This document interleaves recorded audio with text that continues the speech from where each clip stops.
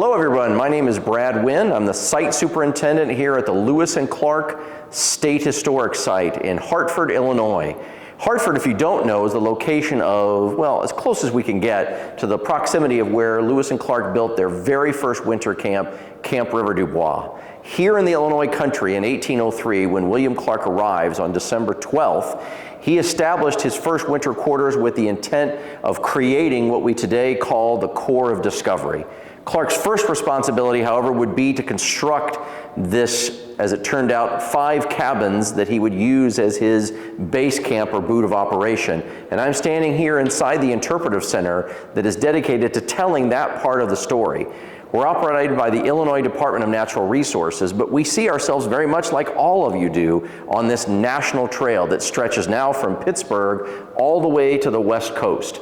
And so our job is to tell the story of what happened in those 5 months from the construction of Camp River Dubois to the creation of the Corps of Discovery to the selection of not only the men, but all the materials. Imagine if you were traveling to a destination where you didn't know where you were going, you had no idea how long it was going to take you to get there, and when you arrived, you weren't even sure what to expect.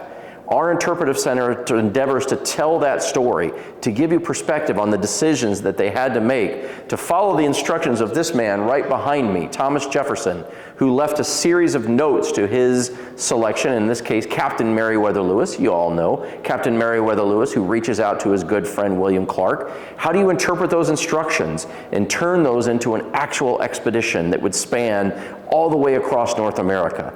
We are a part of this national trail that attempts to try to give you some perspective, to give you some light onto that story, the process that must have taken place here in Illinois, the preparation process, the selection of the men.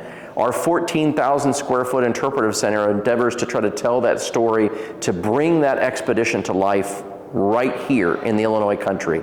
A lot of people don't know that Illinois is a part of the National Trail. Lewis and Clark spent more time in Illinois than any other state except for North Dakota, and North Dakota gets them on the way there and gets them on the way back. But they spent a lot of time preparing for, as we know, a successful expedition that would go all the way west. So here in Hartford, Illinois, we are on the east side of the Mississippi River, directly across from the confluence of the Mississippi and Missouri River. So imagine when Lewis and Clark were arriving here in the Illinois country in December of 1803, they actually had hoped to move up the Missouri River, just a little bit of a head start on their expedition that would take them all the way to the Western Ocean. Having been denied permission to move any farther west, Clark establishes his winter camp just where we are today, in the greater St. Louis area, north of where St. Louis is today, along a small stream called the Rivière du Bois, or the Wood River. Hartford today is just south of the community of Wood River, where the original camp would have been located. So keep in mind that where we are today is the confluence of those two rivers. But in 1803, just like a lot of not only the Missouri, but the Ohio and the Mississippi River, the rivers have changed. So imagine a shift in the river of 5 miles, the Missouri moving its confluence 5 miles south, and the Mississippi moving its confluence point about 1.5 miles east. That's where we're located, at the modern confluence. So had Lewis and Clark arrived in 2003 instead of 1803, they would have chosen this location because of its close proximity.